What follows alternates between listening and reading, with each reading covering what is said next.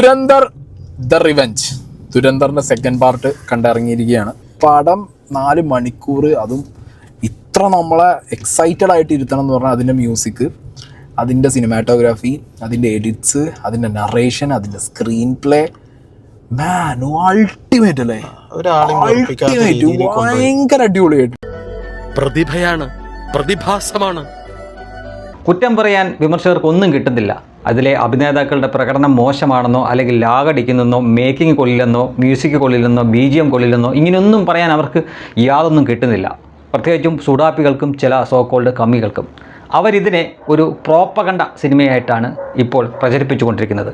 ഇതിനകത്ത് പ്രൊപ്പഗണ്ട ഉണ്ടോ എന്ന് ചോദിച്ചു കഴിഞ്ഞാൽ ഡെഫിനറ്റ്ലി ഇതിനകത്ത്, എസ്പെഷ്യലി 2-നകത്ത് അവർ ഒരു കാര്യം നമ്മളെ എന്താ പറയുക, ഭയങ്കര ഇമ്പാക്ട് ചെയ്ത റിയൽ ലൈഫിൽ നമ്മളെ അല്ലേ, ഇന്ത്യയിൽ നടന്ന നമ്മളെയൊക്കെ റോട്ടിൽ മണിക്കൂറോളം നേരം ബാങ്കിന് മുന്നിൽ ക്യൂ നിർത്തിയ നോട്ട് നിരോധനത്തിന്റെ ബാക്ക്ഗ്രൗണ്ടിലേക്ക് ഒരു സൈലന്റ് ആയിട്ട് ഒരു പ്രൊപ്പഗണ്ട സാധനം വെച്ചിട്ടുണ്ട്. അത് ഞാൻ ഒരിക്കലും ഇഗ്നോർ ചെയ്യില്ല. That is there. ഇവന് ഒരു മാറ്റമില്ലേ? എങ്ങനെ ഈ ബുദ്ധിയില്ലായ്മ ഇത്ര നാള് മെയിൻറ്റെയിൻ ചെയ്ത്? ഒരു പ്രൊപ്പഗണ്ടയാണോന്ന് വെച്ച് കഴിഞ്ഞാൽ അത് വർഷങ്ങളായിട്ടുള്ള കുറെ ചോദ്യങ്ങളുണ്ട്, കുറെ കോൺസ്പിറസീസ് ഉണ്ട്. അതെ, അതാണ് ഇതെന്താ പറയുക, ഒരു കാണുന്ന ഒരു സാധാരണക്കാരന് ആ കോൺസ്പിറസീന്ന് അങ്ങോട്ട്, പക്ഷെ ഇത് റിയാലിറ്റി ആണോ ചോദിച്ചാൽ അല്ലാന്നും പറയണം. കാരണം ഇത് റിയൽ ആണെന്ന് നമുക്ക് എങ്ങനെ പറയാൻ പറ്റും? നോട്ട് നിരോധനം വെളുപ്പിച്ചത് എനിക്ക് ഭയങ്കര കോമഡി ആയിട്ട് തോന്നി. പാകിസ്ഥാനിൽ നിന്ന് 60,000 കോടി രൂപ വരാനുണ്ട്.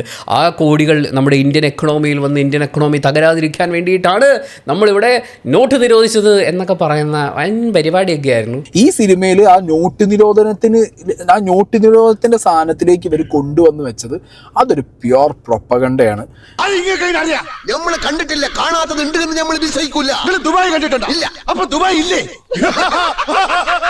അത് എന്തിനു നോട്ട് നിരോധിച്ചു എന്നുള്ളതിനെ കുറിച്ച് നമ്മളെ പറഞ്ഞ ആ ഒരു എക്സ്പ്ലനേഷനിലേക്ക് കാര്യങ്ങൾ ഇതാണെന്നുള്ളത് എത്തിക്കുന്നിടത്താണ് ഇതിന്റെ പ്രൊപ്പഗണ്ടേൻ്റെ അത് ബ്രില്യൻസ് എന്നേ പറയുള്ളൂ. പക്ഷെ ആ propaganda for me that won't work. ഇതുവരെ ജനങ്ങളെ ബുദ്ധിമുട്ടിച്ചിട്ടുള്ള, ജനങ്ങളുടെ ബുദ്ധിയെ ചോദ്യം ചെയ്തിട്ടുള്ള കാര്യങ്ങളെയൊക്കെ നല്ലോണം വെള്ളം പൂശിക്കൊണ്ടാണ് സിനിമ മുന്നോട്ട് പോകുന്നത്.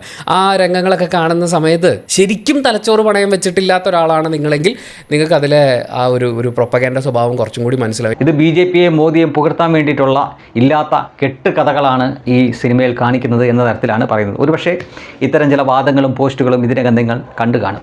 അവരെ തിരുത്താനോ പറഞ്ഞ് മനസ്സിലാക്കാനോ ഒന്നും നമ്മളെ കൊണ്ട് പറ്റില്ല. കാര്യം അതങ്ങനെ മോൾഡ് ചെയ്യപ്പെട്ട ഒരു പ്രത്യേക വിഭാഗമാണ്. പക്ഷേ ഈ വാർത്തകളും പോസ്റ്റുകളൊക്കെ കണ്ടിട്ട് നിങ്ങളിൽ ചിലർ വിചാരിക്കുന്നുണ്ടാവും ദുരന്തർ സിനിമ ഒരു പ്രോപ്പഗണ്ട സിനിമയാണോ എന്നോ.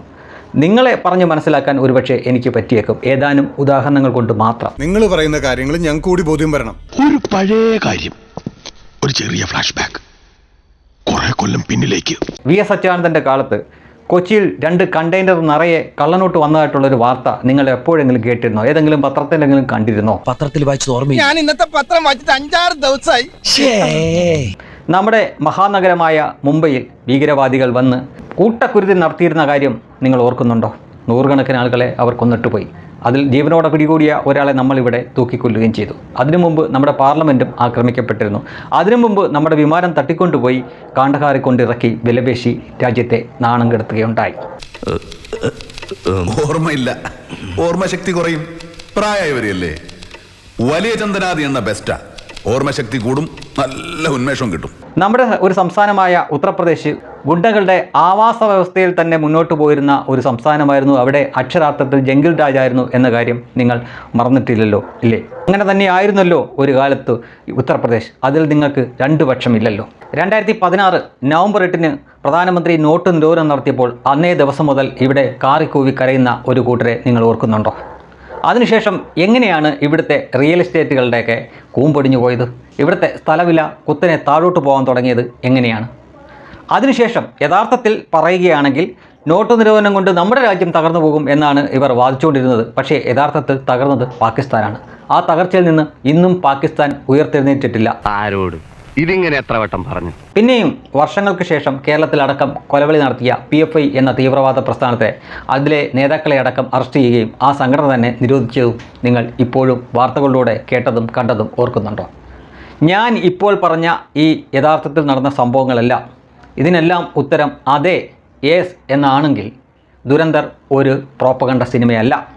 മറിച്ച് ഞാൻ ഈ പറഞ്ഞ കാര്യങ്ങളൊക്കെ തെറ്റാണ്, ഇതൊന്നും ഈ രാജ്യത്ത് നടക്കാത്ത കാര്യങ്ങളാണ്, ഇതൊക്കെ ഞാൻ കെട്ടിച്ചമച്ച് പറയുന്നതാണ് എന്ന് നിങ്ങളിൽ ആരെങ്കിലുമൊക്കെ ഇപ്പോഴും വിശ്വസിക്കുന്നുണ്ടെങ്കിൽ ശരിയാണ്, ദുരന്തർ പ്രോപ്പഗണ്ട സിനിമയാണ്.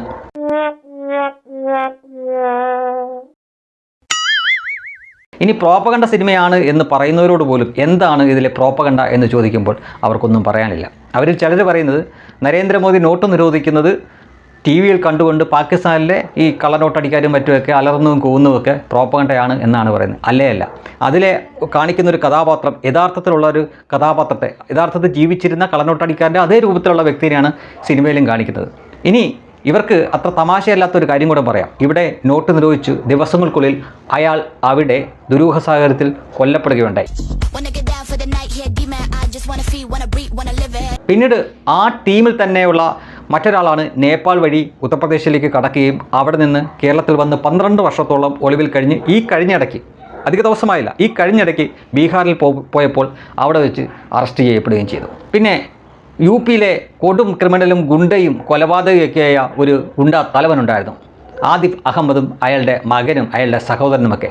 അവരെ 2017 തന്നെ യോഗി ആദിത്യനാഥ് അവിടുത്തെ മുഖ്യമന്ത്രിയായപ്പോൾ തൂക്കിയെടുത്ത് അകത്തിട്ടിരുന്നു. പക്ഷേ ജയിലിൽ അകത്ത് കിടന്നും അയാളുടെ കുത്സിത പ്രവൃത്തികൾ തുറന്നുകൊണ്ടിരുന്നു. അയാൾ പാകിസ്ഥാൻ്റെ ചാരസംഘടനയായ ISIയുമായും ബന്ധപ്പെട്ടുകൊണ്ടിരുന്നു. ഇത് മനസ്സിലാക്കിയ ഇയാളെ ജയിലിൽ നിന്ന് പുറത്തു കൊണ്ടുവന്ന് മാധ്യമങ്ങളുടെയൊക്കെ മുന്നിൽ വെച്ച് തന്നെ, പോലീസല്ല ചെയ്തത്, പ്രത്യേകം ശ്രദ്ധിക്കുക, പോലീസല്ല ചെയ്തത്, പക്ഷേ പോലീസിൻ്റെ സാന്നിധ്യത്തിൽ വേറെ ടീമുകൾ വന്ന് തീർത്തിട്ട് പോയി. അതിനെതിരെയും ഇവിടെയുള്ള മാധ്യമങ്ങൾ വലിയ കൊരയായിരുന്നു. ഓർക്കുക, 100-ലധികം ക്രിമിനൽ കേസുകളുള്ള കൊടും കുറ്റവാളിയാണ് അയാൾ. ഏതാണ്ട് 10-12 പേരെ കൊലപ്പെടുത്തിയ വ്യക്തിയാണ് അയാൾ. ഒരു സംസ്ഥാനത്തെ തന്നെ അടക്കി ഭരിച്ചുകൊണ്ടിരുന്ന വ്യക്തിയാണ് അയാൾ. ഒടുവിൽ ഒരു രാഷ്ട്രീയ പാർട്ടിയെ മൊത്തമായി തന്നെ വിലക്കെടുത്തുകൊണ്ട്, അതായത് സമാജ്വാദി പാർട്ടിയാണ്, ആ പാർട്ടിയുടെ MP ആയി പാർലമെൻറ്റിൽ വരെ എത്തിയ വ്യക്തിയാണ് അയാൾ. അയാളുടെ രൂപത്തിലുള്ള അതേ കഥാപാത്രത്തെ വെച്ചുകൊണ്ട് തന്നെ ഈ സിനിമയിൽ കാണിക്കുന്നുണ്ട്. അതെങ്ങനെയാണ് പ്രോപ്പഗണ്ടയാവുന്നത്? ആ സംഭവം ഏതാണ്ട് അതേപോലെ തന്നെ ഈ സിനിമയിൽ കാണിക്കുന്നുണ്ട്. ഇതെല്ലാം ഈ രാജ്യത്തും പാകിസ്ഥാനിലുമൊക്കെ നടന്ന കാര്യമാണ്. മാത്രമല്ല, നമ്മൾ ഈ അടുത്ത കാലത്തായിട്ട് കുറേ വാർത്തകൾ, അതിപ്പോൾ സ്ഥിരമായി പതിവായി, നമുക്ക് വലിയ അത്ഭുതമൊന്നുമില്ല, പാകിസ്ഥാനിൽ പലയിടങ്ങളിലായിട്ട് ഒളിവിൽ കഴിഞ്ഞിരുന്ന ഭീകരർ അജ്ഞാതരാൽ കൊല്ലപ്പെടുന്ന വാർത്ത നമ്മൾ കേൾക്കുന്നുണ്ട്. ഇത് സത്യമല്ലേ? നമ്മൾ കേൾക്കുന്നു, കാണുന്നു അത്തരം വാർത്തകൾ, അതും ഈ സിനിമയിലുണ്ട്. പിന്നെ എങ്ങനെയാണ് ഈ സിനിമ പ്രോപ്പഗണ്ട സിനിമയാവുന്നത്? അത് മാത്രം ചോദിക്കരുത് സാർ, പറയാൻ എനിക്ക് വാക്കുകളില്ല. ദുരന്തം നടന്ന കഥയാണ് പറയുന്നത്. അപ്പോൾ ആർക്കൊക്കെ നോവും? നോവേണ്ടവർക്കൊക്കെ നന്നായിട്ട് നോവും. അപ്പോൾ കരഞ്ഞല്ലേ പറ്റൂ. ആ കരച്ചിലാണ് ഇപ്പോൾ നിങ്ങൾ സോഷ്യൽ മീഡിയ വഴിയും മറ്റുമൊക്കെ ഈ സുഡാപ്പികളുടെയും കമ്പികളുടെയും നിന്നൊക്കെ വായിൽ നിന്നൊക്കെ കേട്ടുകൊണ്ടിരിക്കുന്നത്. കരയട്ടെ, ചുമ്മാ തങ്ങ് കരയട്ടെ.